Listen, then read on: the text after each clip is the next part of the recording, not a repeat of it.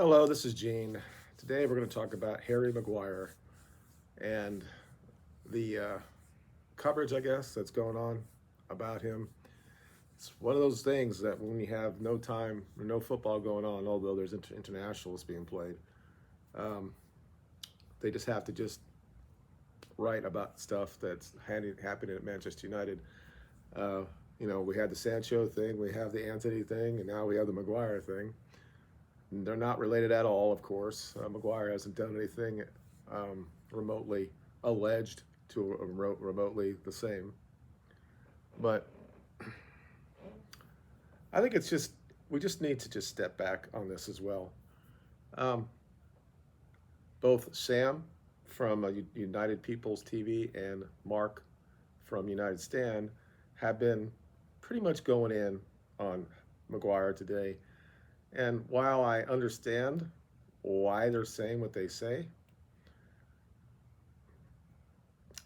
they have to understand that there are people that don't necessarily believe or appreciate what they're doing about, what they're saying about him. Um, they both have two different reasons.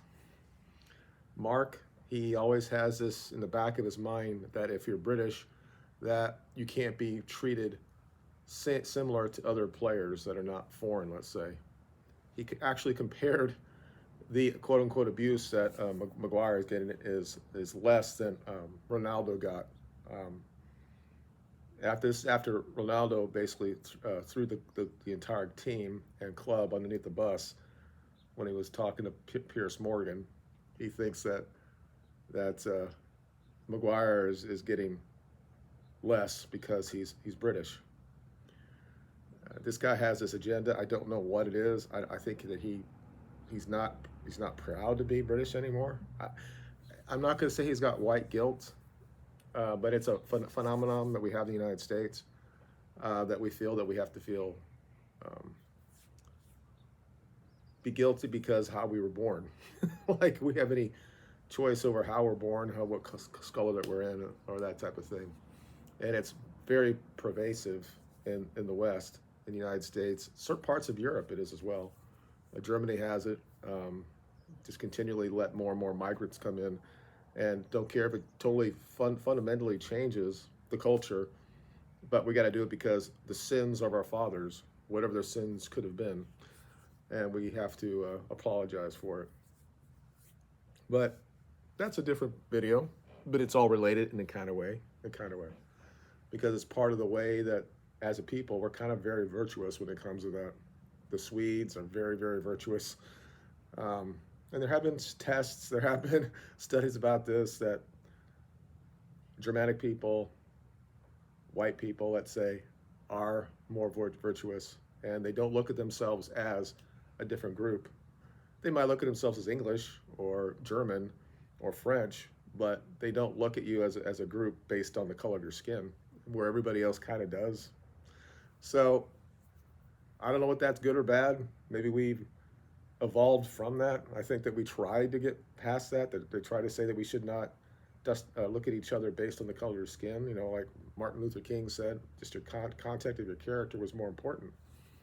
But when shit hits the fans, guess what happens? People end up becoming more tribal, and we'll see that. And at some point, I'll talk about that and where I think the future is. What I think I'll see in my lifetime. I never thought I would see some of the things I've seen. It is somewhat speeding up a lot more than I thought it would be. So I'll talk about that later on, and then people can call me racist when I talk about stuff like that. I just want to talk about this because, again, we're at the international break. A lot of players are out playing, and they have nothing else really to talk about other than this. They've made their statements about Anthony and Sancho, and now they want to go on Maguire, and it's the same type of tired response that I get from both of them. The fact why is he staying here? He should have left when West Ham was calling. Why did he not? Why did he not just give in and not have his contract paid for? And I just don't understand that logic. Maguire signed a contract with Manchester United. He was There's a duck flying around. Anyway, we bought him for $80 million, 80 million pounds. For about the first 2.5 years, he was serviceable, top level center back in the system that we had, and that's kind of started changing a little bit when Rangnick came in, and of course when Ten Hag came in. That his type of abilities was not really suited to this type of system, and he had other issues, which I think are very, very minor when it comes to what happened in Greece. I thought, you're going to get approached because you're a celebrity. Footballers are, especially Premiership players that play for Manchester United. You're going to get a different level of scrutiny. I have no issue with him defending in his mind. Whatever. It happened. We move on. And he came back, and I think he played fairly well after that in the systems that we were in. It just changes because he's getting a little older. He can't really improve those areas that he needs to be able to do in this type of tactics. I still think he's okay on the ball. He actually has a decent pass, but he's just a little bit slow, and it's just not something we have to have that we want. So, of course, their complaint about him is that he knew he was going to be sold. Then the club doesn't really want him. So when he has a comment that comes out and said the deal didn't go through with West Ham, and that the club wants me to stay, so I'm going to fight for my place, and they think it's all bullshit. Now, yeah, when a club says they want to sell you, that there's probably a reason for that, but this is a business. He understands that. The people around him understand that. But my issue is this: why should he not fight for the contract he signed? He was never going to get whatever he signed at Manchester United. I don't know, he's playing on probably $200,000 a week. I mean, obviously, this is money that, as a common person, that we look at and say, is this crazy that they're getting 10 to 15 million to play a soccer game that we all played as young? May not be the same level in England and the passion and all that stuff, but we all played it. And then we see that these guys, I see it in the NBA, I see that in the Major League Baseball. The NFL is the only one, even though the quarterbacks get a lot of money here, but they're probably the ones that don't get paid as much if you're going to do this. But obviously in England, that's the number one sport. That was the going rate. They just signed Van Dijk the year before, I think, and I'm sure he was wanted. This is how the players are, and this is how their agents are. If you look at what Van Dijk gets, I should get as much as him, or maybe a little bit more. And he was comparatively looked at Van Dijk as a similar type of player. And all these players, all these commentators said he was at that level back then. And then what we find out over the years, as he gets older and the tactics play different, we see that he has some holes in his game, just like Van Dijk has right now. Now, Van Dijk's could be after his injuries. When he came back, he's not the same player. Or, you have this problem when you've already won some things, or you have so much money that you don't train as much and you don't actually perform as well as you can. And I think Sancho's in that type of neighborhood as well. The guy has been given so much, and we've understood now that it's all out, that he's had issues ever since he's a pro, and they never really have been addressed. And then when Ten Hag actually does it, and then he goes and basically loses his mind about it. He won't take any accountability. And I don't want to go and talk about Sancho. That's being dealt with. Apparently now the director is going to get involved. But this, as I'm talking about this, let's just remember that we get this information from these reporters, and about 10% of it might be true. The rest of it is what they think is going on from their sources that they have. And for the most part, it's not what's actually happened. We were linked to 4 or 5 different guys before the transfer deadline ended, and we're still with them because some of these are free agents. And then we hear it for 2 or 3 days, and then all of a sudden they came out and said, this is all bullshit. You have to understand, when you're hearing this, if it's not from the club, you can't really trust it. At the very, very end, when we know that we're getting somebody, when Ronaldo finally signed for us or something, then you can trust that. But all the other stuff is just for clicks. It's for selling papers. It's just trying to get impressions on Twitter. This is what it's for. This is what it's for. But I think we all understand that he's not good enough to start for Manchester United. I think there are certain games they could actually start and we'd be fine, where we actually we dominate the ball. Well, he would be fine. It's like with Ericsson.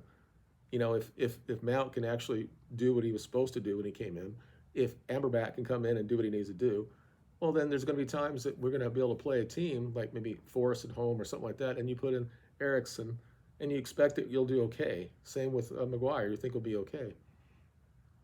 It's just, I just understand these.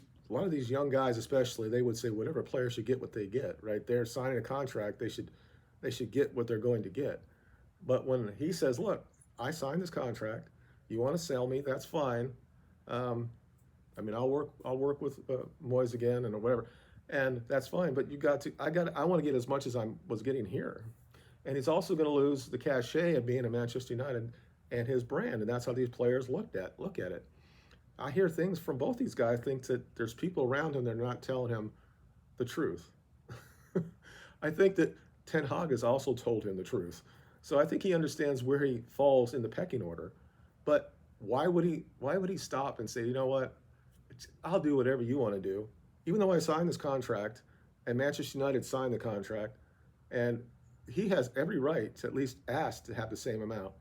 And we've heard different things. He wanted $12 million payoff to basically pay off the rest of the contract before he went to West Ham. So we'd have got like 18 million instead of 30 million, or it was like 6 million. And I think that the club was going to be okay with that. And then we don't know exactly what the actual amount is. And these guys expect that Maguire is going to reveal this now when people are asking him how you're doing after all the stuff that he's quote unquote be abused about. Now, I don't want to be hypocritical because I don't think he's been abused that much. And yes, we can make the comparison, because that's what Sam did, about how Beckham was treated after the World Cup. But this is just a very narrow a lens to look through, because back in 1998, when he came back, we didn't have Twitter, we didn't have social media, we didn't have all this. The entire world knows pretty much who Harry Maguire is. As famous as Beckham was, we didn't know, unless you knew about the English team, nobody really gave a shit about him in England or in the United States.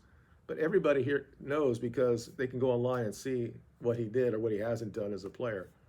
And being booed by your own fans, abuse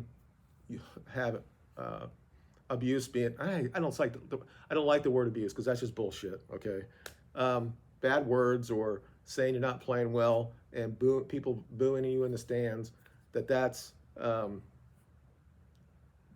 that you should have to deal with that, and I think you should be able to deal with it. These are guys that should be able to deal with it. He's a 30-year-old man. He should be able to deal with it.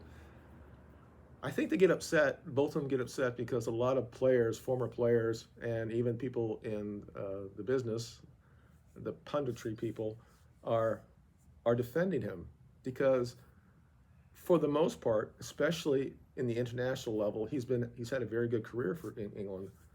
And I know these guys know this. They clearly know this because they say the same thing about international football. It's not as good as the Premiership. The Premiership allows for people to make mistakes. We're going to continually score. We're going to have this pace and all this stuff, and it's an open game. That's not how it is in an international level. You know, you can look at the last World Cup in the final. It became, after goals started coming in, became a very open game. But still, normally in international football, it's a very tight game, and you actually have a lot of low blocks, and a player or a team that's really good holding on to the ball, you just have 8 or 10 guys behind the ball against them. And Maguire is good in that scenario, and he was under Ollie, that he was a good player, and we had a lot of space, a lot of pace, and allowed us to break on it and win a lot of games. Didn't get any trophies, didn't win the league. Same thing with England. England hasn't won anything. They've got to a final and they've got to the semifinals, but they haven't won anything. And they say they play a similar type of game. So a lot of English fans are upset with the coach because the coach will not open up the game. And it's against the way he plays, the way he coaches. So when he's seeing his number one center back choice being slated by the fans or some people in the press, he defends him and he says what he has to say, just like he did after the penalties. Now that was a little different. I don't think there was a lot of abuse really at those players. I think that it was more from people from around Africa or Middle East that said shit. I don't think there was really in the West that really gave a shit who was actually kicking those balls. It wouldn't have mattered if the last three players happened to be white, let's say. I think they all would have been upset the fact that, again, England hasn't won when they have a chance to win. And you're always going to be upset at the moment that happens, but eventually after that, you just move on and say, well, we had a good tournament. And at some times they played really well, but they didn't really play well in the entire tournament, but they finished in the final.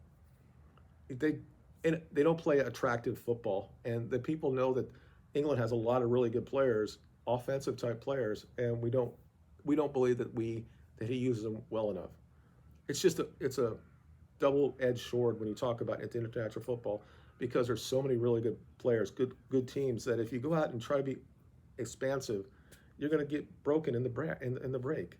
So I don't like Southgate as a manager, but he's had the results, and that's why people will defend him as well. I think that they're not going to. Who knows? They have the best team probably in Europe. Well, unless France is 100% full. If they're full and they're not, I think they're better. Even with Pogba not being there because of all the doping stuff. But I think it's them and it's France. So I wouldn't be shocked if they end up in the final. It just shows how the seeding works and if they'll end up meeting each other. It's just these are just things to just get clicks and stuff. And I think these guys get upset because they're seeing it now. People are saying you shouldn't say anything about him. They shouldn't criticize him and stuff like that, or there shouldn't be no abuse. And these guys have been talking about getting rid of Maguire for 2 years. And on the field, you probably agree with them. And I tell you this, when he's on the field, I'm always getting nervous because his confidence is pretty much shot. But there was a time that when I think we're trying to win the Europa League, and he was so valuable. And when he got hurt, we were not the same team because he was such an invaluable product on that team. Now he was a lot younger, and he was sold in the type of systems we were, and he was necessary. At this point, he's not. But again, when guys like Mark says that there's some sort of bias, positive bias because you had a British passport, and that all foreign people are looked at differently, and he's just continually pushing this narrative that the press and the England itself is a racist country because we looked at players that are not from Britain that will give them a pass, and it's just absolute garbage. There's always going to be a time that you might do a little thing. If it's your player, you won't believe that he did something. When Greenwood was alleged to do that, if I was, let's say I was a fan of Newcastle, I might say he's a rapist and he should go to jail. And it's just based on the fact of our bias when it comes to the teams we support. But when you're looking at things like this, you have to step back and say all sides of it. So you can say he's not good enough to start for Manchester United, but you also should say he has every reason to get exactly what he signed for on that contract. And if you're saying that he should give a break to the team that had the contract, some players do that. It's rare, especially with agents and all that stuff. They almost will not allow their players to do it because it sends a signal to other players and other teams that we can do this again. And that kind of takes away their power when it comes to this. Now, there's so much money in the game.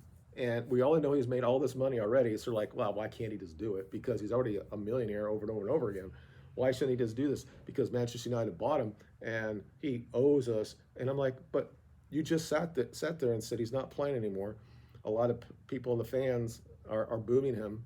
A lot of people on social media who apparently are fans of this team are booing and saying he's a bad player. And you have the two biggest platforms saying the same thing, not in a critical, personal way, but when you watch them, especially Mark, when you watch them, and he makes a mistake, it's just he says all sorts of things about him that are personal in nature.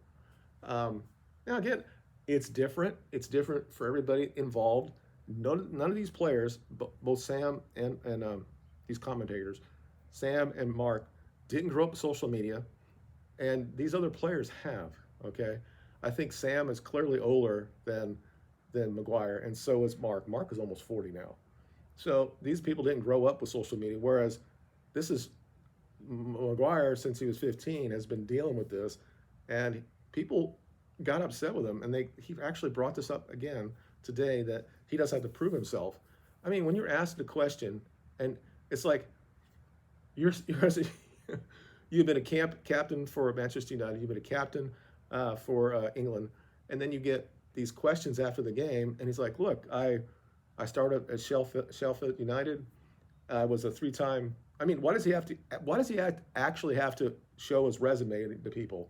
But just say that he won like 3 of the Players of the Year. He went to Hull, had a good spell there. Went to Leicester after they won the Premiership. Unfortunately for him, he wasn't there to get the Premiership medal. And then he was signed by Manchester United. In the first 2 years, he played pretty well under our system that we had. And a lot of players a lot of fans liked him because he was like a rock in the back. But we never really liked how the way we played. But it gets to the point where the results are uh, um, more than the performance. And then again, as he gets older in life, and then we have a new coach in, and his tactics are totally different, and it doesn't meet the type of profile he has as a player, then we say, okay, we're going to try to sell you.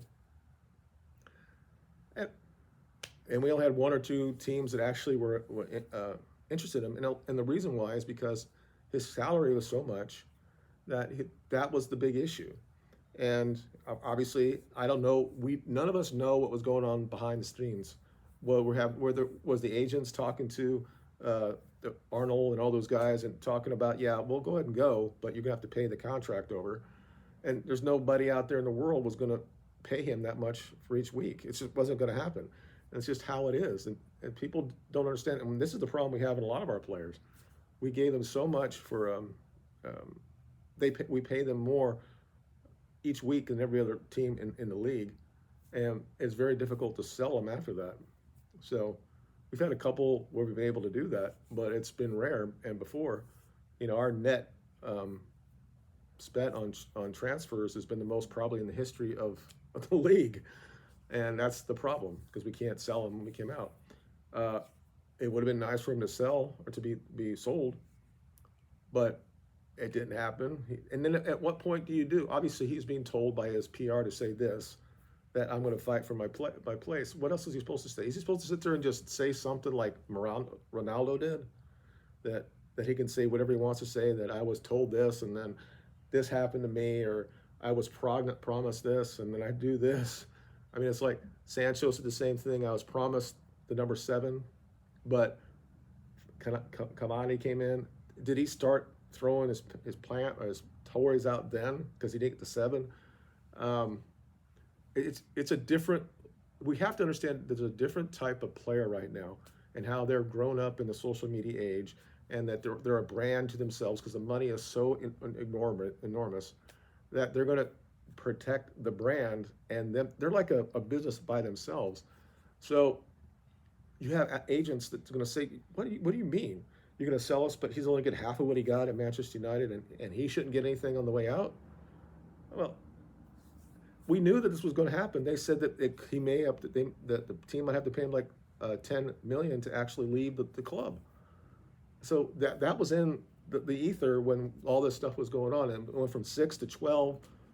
And you have to look how much he has left on his contract, and you try to put it all together. And he said, "Look, that's what you was going to get me anyway."